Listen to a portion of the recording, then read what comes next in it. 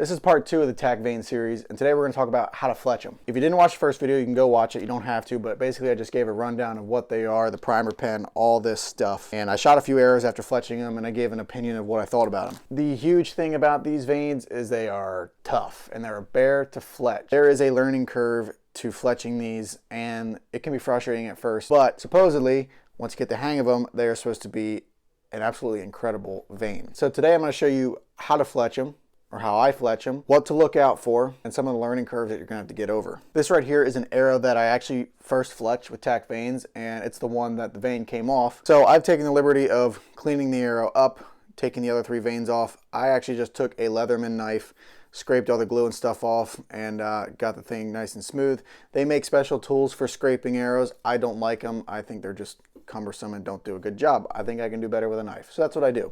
This right here is a Bitzenburger. If you want to check it out, there's a link in the description. I think they're like $100. It's all metal. It's a pretty nice jig.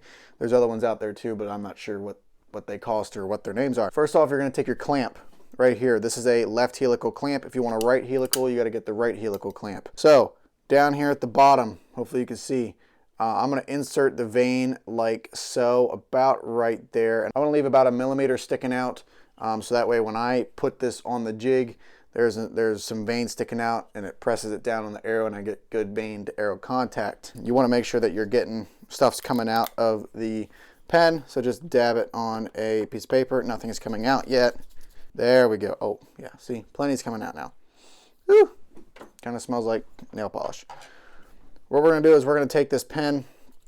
Oh, shoot. I just dripped that everywhere. We're going to run it up and down the vane. We're going to take the glue here. And here's the thing about this stuff is you have got to make sure that you put plenty of glue on. Now, I forgot to change my Bitzenburger thing. It's currently on a 3 fletch setting, so I need to change that real quick. You got to get plenty of glue on that vane. And I'm talking plenty of glue, like fill up that entire thing, not just a little bit. Make sure it's like almost overflowing. This is what I've learned. This may not be what the next guy tells you, but this is what I've learned. If you don't get enough glue on there, it's not going to stick and you're going to get air pockets. Okay, get your Fletchy McJuggerson on here. Looking at the vane, I don't see any air pockets on this one, so I think I did this one right.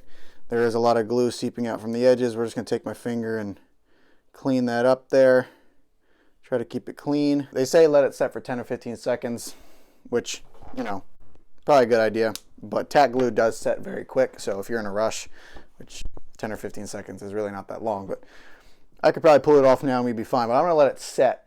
And then before I shoot them, I'll probably let them set for a while and make sure the glue on the inside of the arrow has dried and set. But that's how you do it. I currently have it set on a pretty aggressive helical still.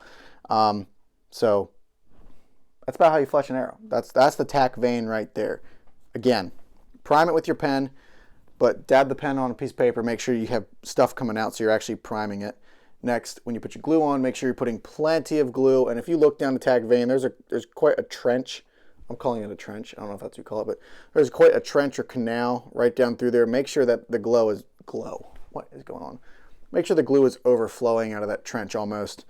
So that way when you set that vane, you're not going to have air pockets, and then you got plenty of glue. Now, because this trench is so deep, if you don't have enough glue and you don't have enough pressure down on your clamp, it's not going to set that trench. You're not going to get vane to arrow contact, right? So make sure you got plenty of glue on there. That's all I'm saying. You can do 3 fletch, 4 fletch. There's another thing on here, 75 to 105 or something. I don't know. There's a 3rd setting there. I really don't know what it does. But I'm a 4 fletch guy. That's what I'm switching to this year because I'm shooting fixed blades, and I want to make sure that I'm getting plenty of steering ability from the fletching and not from my broadhead. So if you want to check out these TAC vanes or the Bitzenburger or any of this stuff, check out the links in the description. If you want to keep learning about TAC vanes, hit that subscribe button. If you found this video helpful, hit the like button. Stay tuned. Next video, we're going to talk about how to properly build an arrow using TAC vanes and tuning it to your bow. Stay tuned. We'll see you in the next one.